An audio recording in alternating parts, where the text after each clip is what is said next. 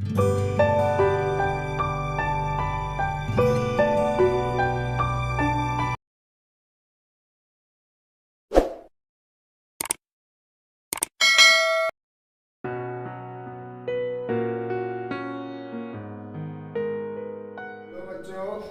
आज मैं आप लोगों को चट्टान और खनिज के बारे में जानकारी देने जा रहा हूँ।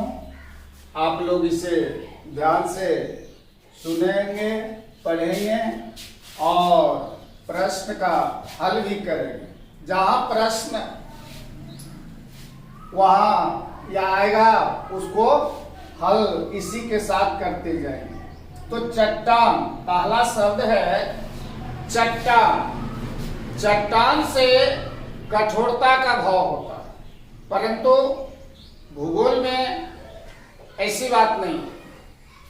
धूल कण जैसे पदार्थ या गीली मिट्टी जैसे मुलायम पदार्थ या और कठोर से कठोर वैशाल जैसे पदार्थ वे चट्टान के अंतर्गत आता है। ये भूपटल का जो निर्माण हुआ है वह विभिन्न चट्टानों से हुआ। तो आज हम लोग विस्तार से इस पर विचार करें। तो चट्टानों का निर्माण जो हुआ है वह खनिज से, और खनिजों की संख्या लगभग जो है 2000 के करीब, और उन खनिजों से विभिन्न प्रकार के चट्टान का निर्माण हुआ है। तो अब हम चले कि चट्टान के ये कितने प्रकार, चट्टान के प्रकार।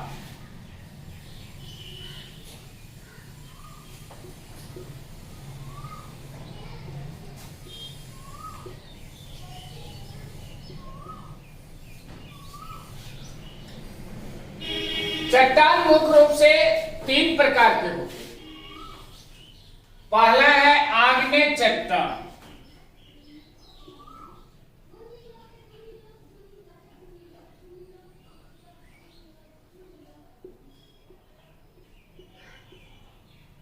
यह चट्टान कैसा होता है और कैसे बनता है, इस पर फोकस हम लोग करने जा रहे हैं।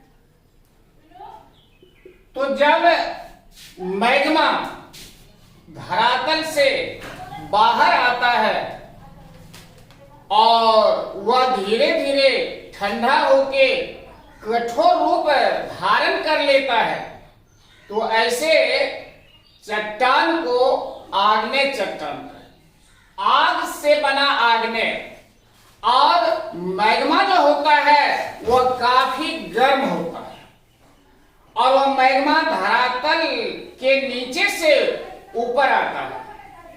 हम लोग जानते हैं कि ज्यों-ज्यों हम धरातल से नीचे जाते हैं तापमान बढ़ता है, और उस तापमान के बढ़ने से मैग्मा का निर्माण होता है। सारा तत्व, सारा खनिज, सारा चट्टान वह जो पिघल के मैग्मा का रूप धारण कर लेता है और वह धरातल पर आ जाता है। मान लिया जाए कि यह पृथ्वी है और यह ऊपरी भाग है, और इससे निकला कोई मैग्मा और वह बहुत बड़े क्षेत्रफल में फैल गया। और यह मैग्मा जो होता है ये तरल रूप में होता, पिघला हुआ रहता, धीरे धीरे धीरे यह ठंडा होता, और ठंडा होके यह एक कड़े चट्टान के रूप में परिणत हो जाता, और इसी चट्टान को ये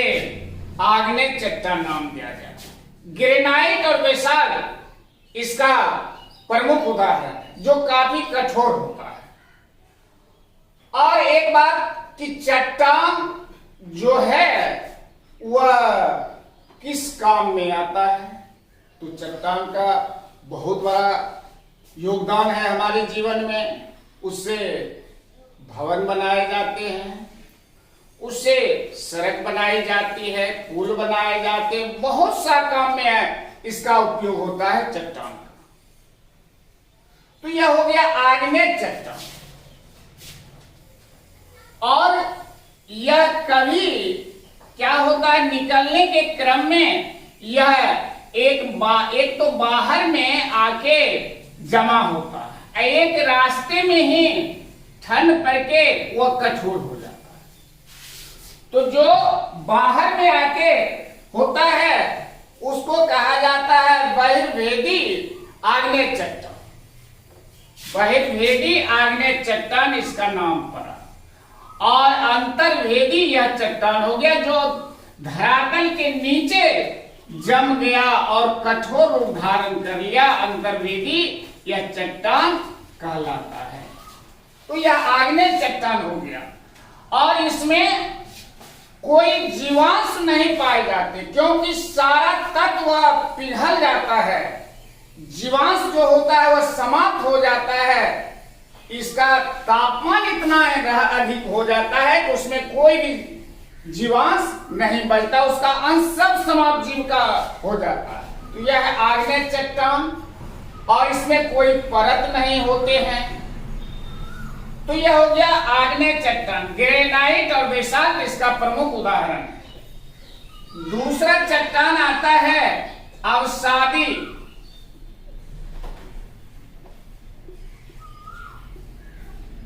या इसे परतदार चट्टान भी बोलते हैं।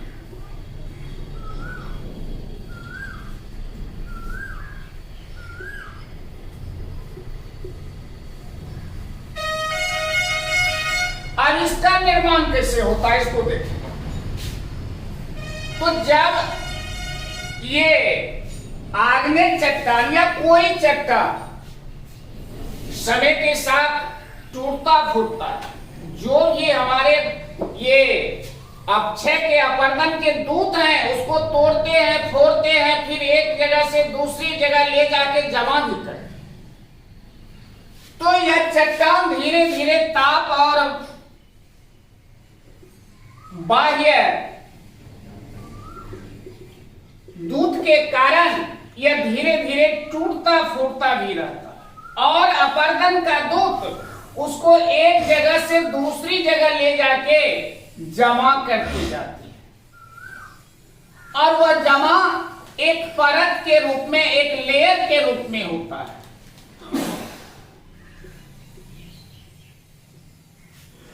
और वह समय बढ़ने के साथ साथ एक परत के रूप में जमा होके कड़ा हो जाता है और उसी को कहा जाता है अवसादी चट्टान। अवसाद से यह बना, टूट फूट के यह बनता है और इसमें परत होते हैं, लेयर होता है। देखा होगा कोयला को, कोल को, उसको तोड़ोगे तो एक लेयर उस पे रहता है और वही कहलाता है परतदार चट्टान, परत रहने के कारण और टूट फूट के बना, अवसाद से बना, इसलिए इसको अवसादी चट्टान भी, दोनों एक ही हैं। सेडिमेंट्री रॉक्स इसको बोला जाता है।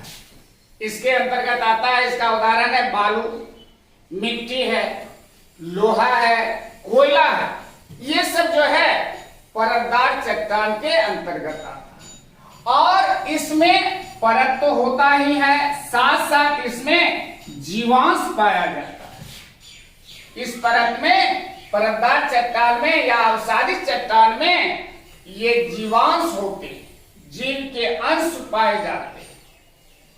तो यह दूसरा चट्टान। और तीसरा है रूपांतरित चट्टान।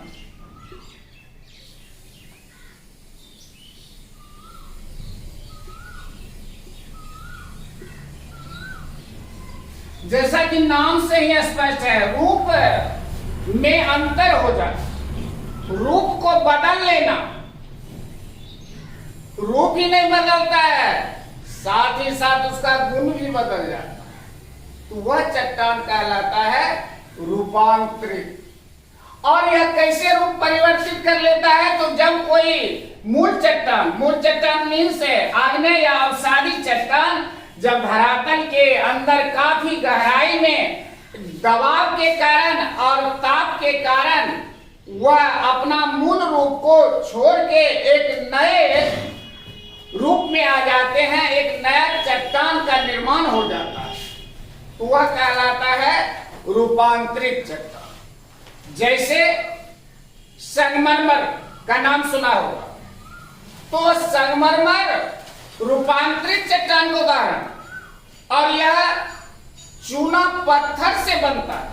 चूना पत्थर जब धरातल के नीचे काफी दिनों तक पड़ा रहता है, उस पर ताप और दबाव दोनों पड़ता है, तो वह एक नए रूप में परिणत हो जाता है। इसलिए इसको कहा गया रूपांतरित चट्टान। रूप और गुण दोनों में देखिए, कहां चूना पत्थर लाइमस्टोन और कहां बन जाता है संगमरमर। तो प्रकृति में बहुत कुछ बदलाव होता है, और प्रकृति जो है इसमें जो भी कुछ हम लोग देखते हैं वो बदलते रहता है, समय के साथ साथ उसमें बदलाव होता है। जहां आज हम देख रहे हैं पहाड़ है, वहां कभी नदी थी, वहां सागर था, और प्रकृति इसको अपने समय के साथ बदलाव करती है, और इसे प्रकृति अपने को ये संतुलित बनाने के लिए ये सब बदलाव भी लाती। अगर इस सब का निर्माण नहीं हो, ये सब अगर नहीं बने, तो हम मानवों के लिए बहुत दिक्कत हो, और यह चट्टान हमारे लिए बहुत ही कीमती हो जाती है। चूना पत्थर से यह बन जाता है संगमरमर, जो काफी कीमती होता है और उसका रूप और गुण में भी परिणत हो जाता है। तो ये चट्टान तीन प्रकार की।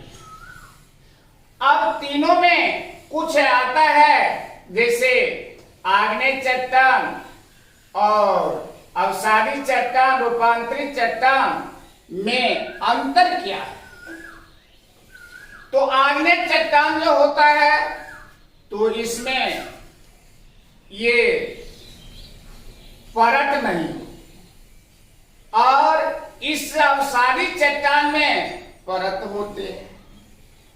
आग्नेय चट्टान में जीवांश नहीं होते, अवसादी चट्टान में जीवांश होते। इस आधार पर हम लोग अनेक तरह से अपने दिमाग से भी इसको अंतर कर सकते हैं। तो बस यहीं तक, फिर अगले वीडियो में देखा जाएगा, और इसके पूर्व मैं इससे संबंधित प्रश्नोत्तर करके डाल दूंगा। धन्यवाद।